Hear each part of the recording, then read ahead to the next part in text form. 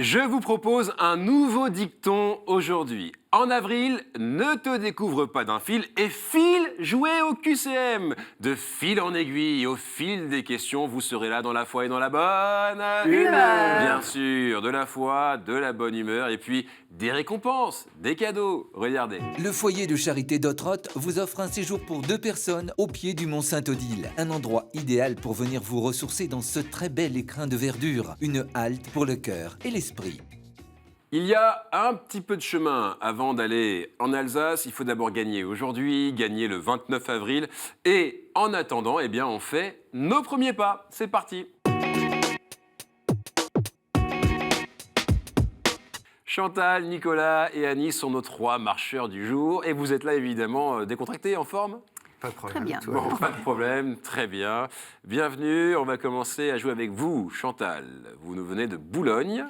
Je viens de Boulogne, j'ai une famille, mon mari encore, bien sûr, 5 enfants, Ouais. 12 petits-enfants et Ouais. 2 arrière-petits-enfants. Waouh, donc vous êtes une arrière-grand-mère, grand-mère heureuse, comblée, très engagée, Chantal. Eh bien, en particulier au sein de Magdalena, qui a démarré sur notre paroisse et qui s'occupe des personnes en difficulté. Oui. Selon la phrase de la Sainte Vierge, de Bernadette à la Sainte Vierge, elle m'a regardée comme une personne. Donc nous regardons les gens comme des personnes. Très bien. Donc des gens de la rue, défavorisés, etc., etc. Et puis également une association de bannières de mille qui brode des saints et qui nous sensibilise à l'évangélisation par l'image et la prière pendant que nous brodons. Super. Écoutez, Chantal, vous êtes ici chez vous.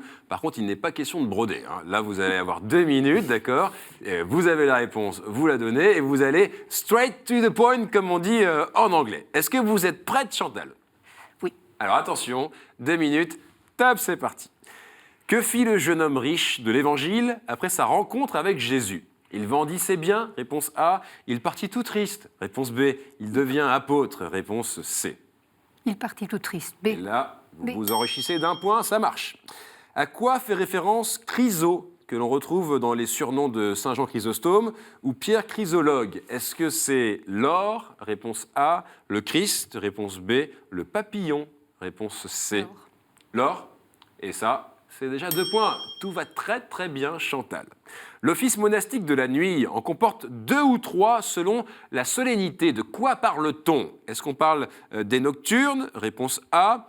Les veilleuses ? Réponse B. Les clartés ? Réponse C. Les nocturnes. A. Chantal, sans faute, c'est un bon point. 3 points. À quelle série de mystères du rosaire appartient l'Annonciation ? Est-ce que c'est douloureux ? Réponse A. Glorieux ? Réponse B. Joyeux ? Réponse C. C. Sans problème là-dessus, 4 points. Lequel de ces noms de règne a été porté par le plus grand nombre de papes ? Innocent, réponse A. Sixte, réponse B. Alexandre, réponse C. Innocent. Et là, vous n'êtes pas coupable, bien au contraire. 5 points, Chantal, sans faute, continuez, continuez. Que signifie le prénom Bakita, porté par la première sainte soudanaise ? Est-ce que ça signifie fleur ? Réponse A. Chanceuse ? Réponse B. Ou alors esclave ? Réponse C. C. Esclave ? Et non, c'était chanceuse. Réponse B. C'est pas grave, on respire et on avance. En quel siècle naquirent les saints Jean-Marie Vianney, Émilie de Roda et Madeleine-Sophie Barat ? Est-ce que c'est au 19e siècle ? Réponse A. Au 17e siècle ? Réponse B. Au 18e siècle ? Réponse C. 18e siècle. Vous dites C. 18e siècle ? Oui. Et très très bonne réponse, Chantal.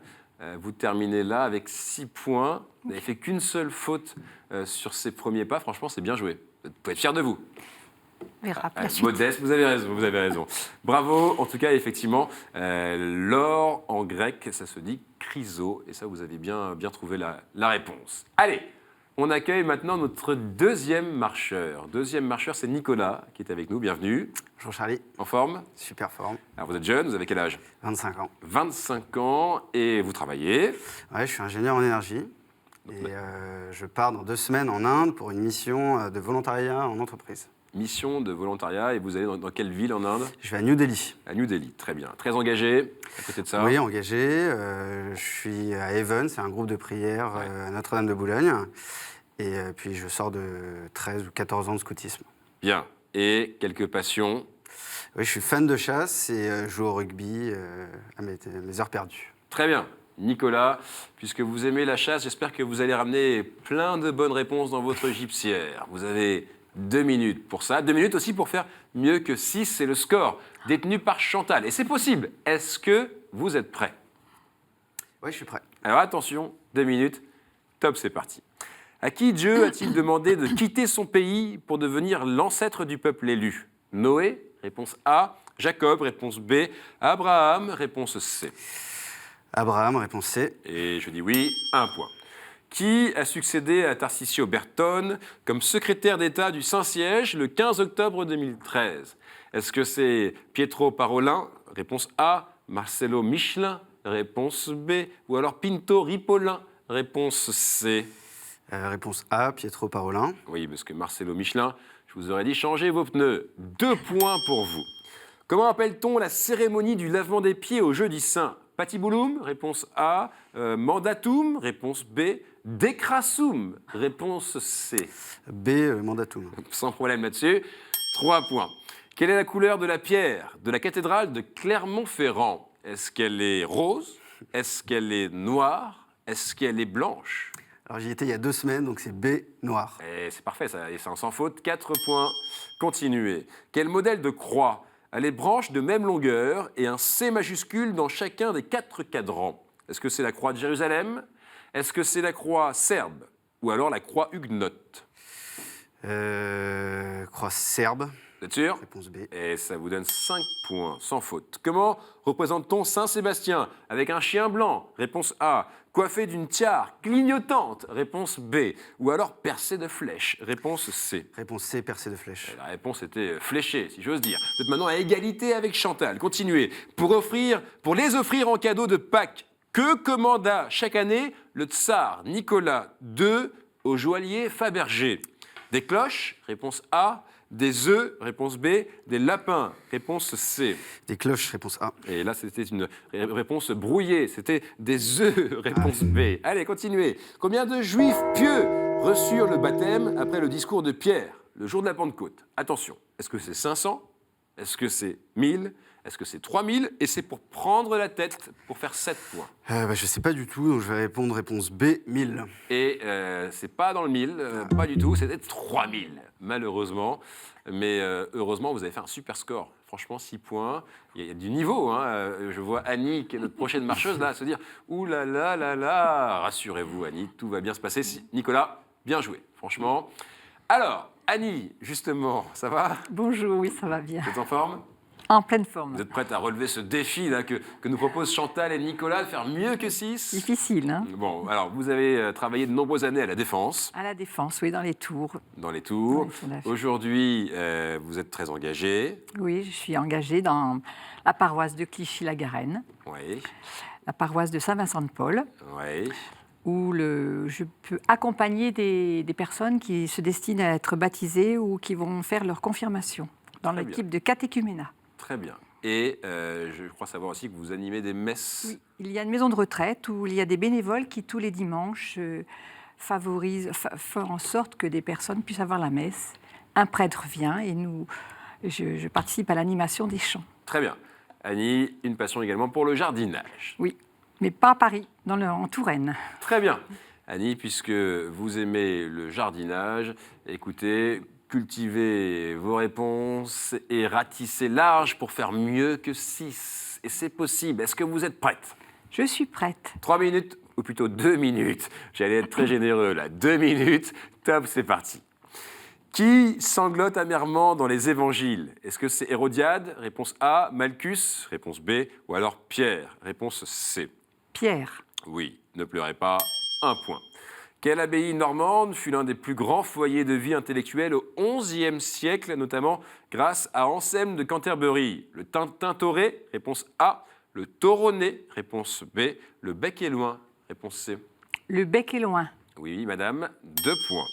Qu'arriva-t-il aux 7 vaches grasses sortant du Nil dans le songe de Pharaon? Elles deviennent du fromage fondu. Réponse A. Elles sont devenues sacrées. Réponse B. Elles sont dévorées par des vaches maigres. Réponse C. Elles sont dévorées par des vaches maigres. Oui, c'est une question un peu vache, mais vous marquez un point, 3 points. Qui a dit « Quand j'étais enfant, je parlais comme un enfant, etc. » Est-ce que c'est Paul? Réponse A. Est-ce que c'est Jésus? Réponse B. Est-ce que c'est Gandalf? Réponse C. Jésus, Réponse B. à travers. Oui. Et non, c'était Paul. Paul, oui. C'était Paul. Allez, vous marquez pas de points, on avance.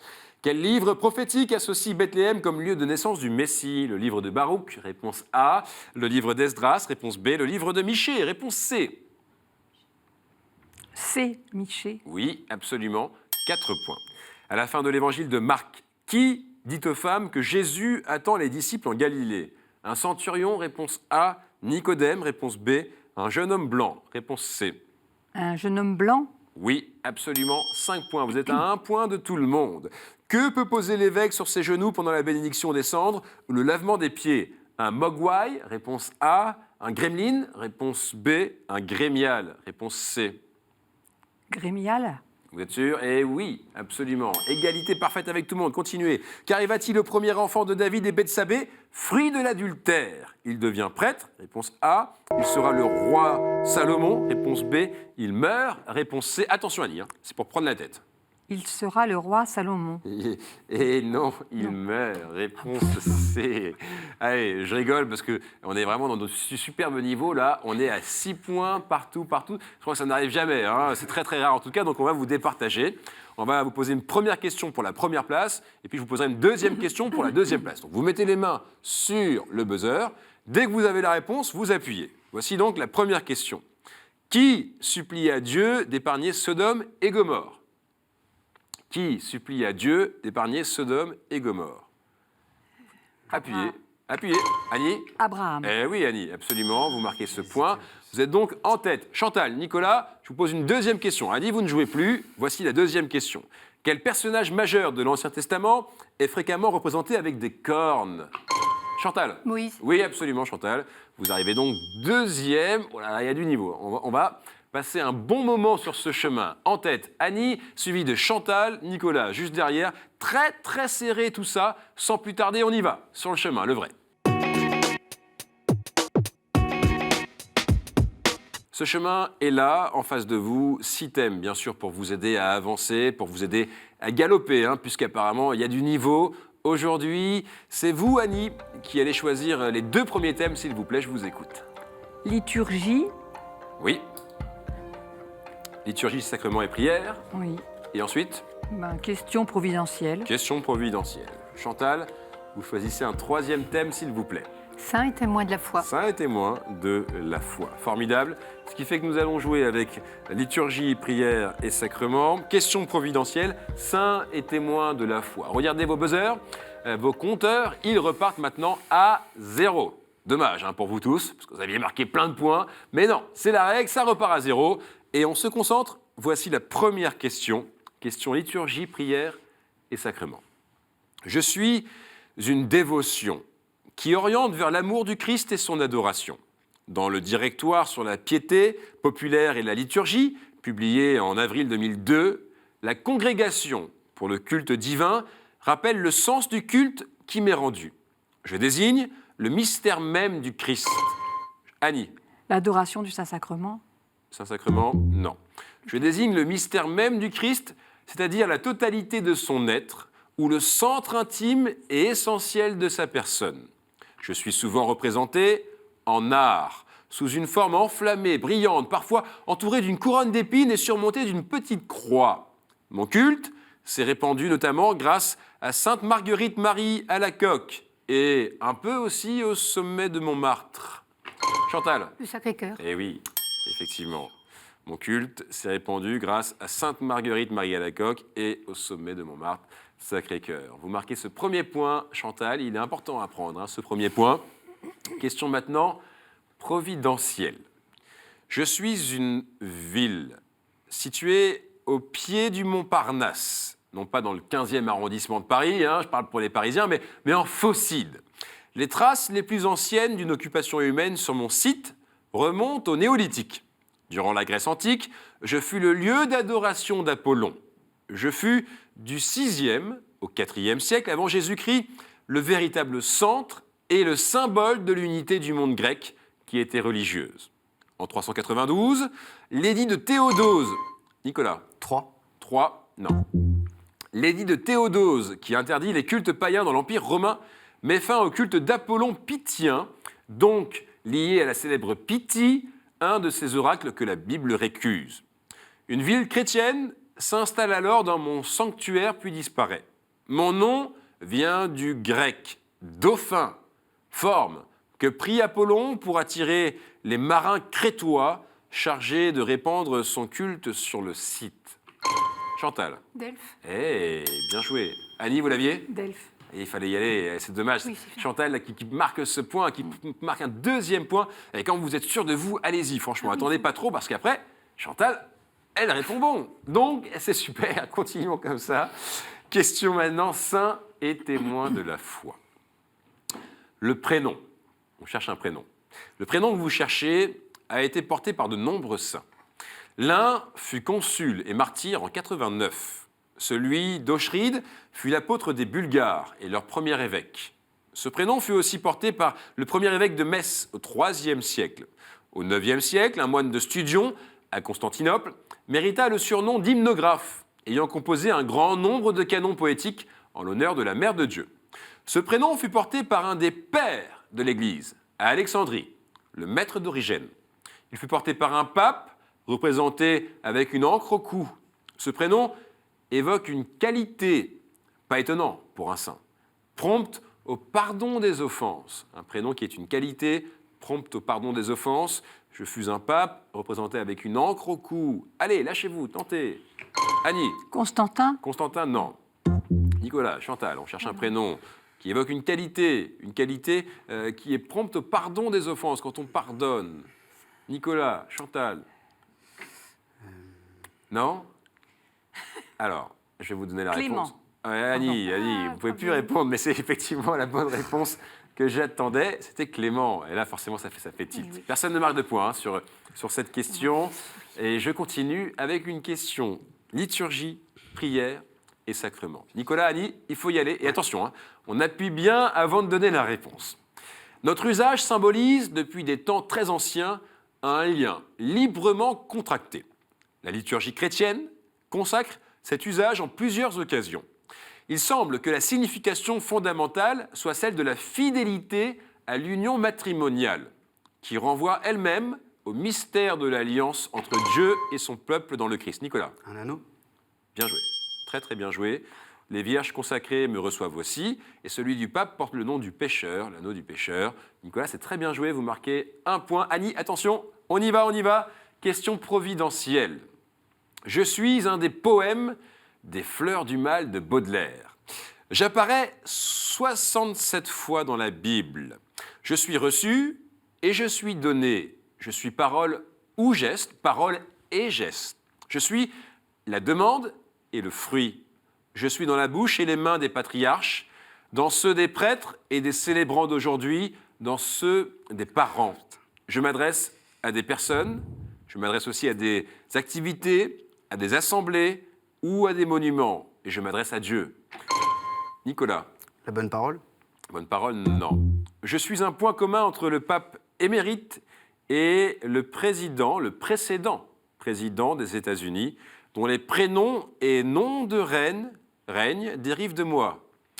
Je suis un point commun entre le pape émérite, pensez au pape émérite, pensez au précédent président des États-Unis, dont les prénoms et les noms de règne, ils dérivent de moi. Je m'adresse à Dieu, je m'adresse à des personnes, des activités, à des assemblées, à des monuments. Je suis un geste, notamment. Chantal, Annie. Bénédiction, non. Tentez, appuyez, Chantal. Vous dites ? Bénédiction, Mais non. oui, Chantal, il faut être sûr de vous. Vous aviez la réponse.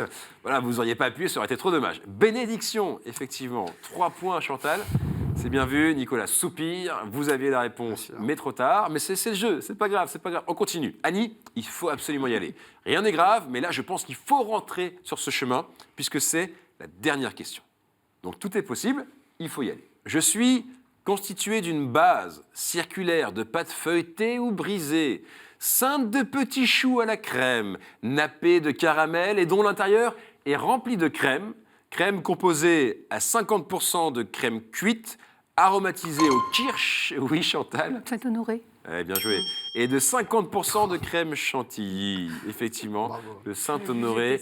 Question gourmande, j'entendais vos estomacs gargouiller à l'énonce de cette question, et là c'est votre compteur qui gargouille, Chantal, 4 points, franchement bien joué, vous avez bien mené ce chemin. Nicolas, 1 point, Annie, c'est pas grave, franchement vous reviendrez, vous avez tous fait un super score dans la première partie, ce qui veut dire que franchement vous étiez tous de très très haut niveau aujourd'hui, et rien que pour ça Annie, cadeau, c'est pour vous, regardez. Chronique Édition vous offre le coffret Cato Quiz, un jeu à partager en famille ou entre amis pour approfondir vos connaissances sur la foi chrétienne et l'histoire de l'Église. Voilà, ça c'était pour vous, Annie. Merci d'être venue. Si vous avez un petit coucou, un bonjour à passer, on vous écoute. Je dis bonjour à tous les catéchumènes qui vont se préparer au baptême pour Pâques, bientôt. Bien, merci Annie. Question pour vous maintenant qui nous regardez là. Vous êtes tranquillement installés, vous vous dites « Ah, j'avais la réponse ». On va voir si vous avez la réponse à cette question, qui est une question gentille. Quel nom porte le premier livre de la Bible? Voilà, jouez avec nous. Si vous avez la réponse, vous nous l'envoyez à l'adresse suivante, qcm@ktotv.com. Et si la réponse est bonne, il y a une bonne nouvelle, c'est que vous serez qualifié pour venir ici, ce qui est quand même super. Donc n'hésitez pas à répondre. Notamment la semaine dernière, on a eu plein de bonnes réponses. La question était la suivante. Dans quelle cathédrale française est vénérée la couronne d'épines? Et vous me dites... Notre-Dame de Paris. Notre-Dame de Paris, bien entendu. Allez, sans plus tarder, c'est le sprint final. C'est parti.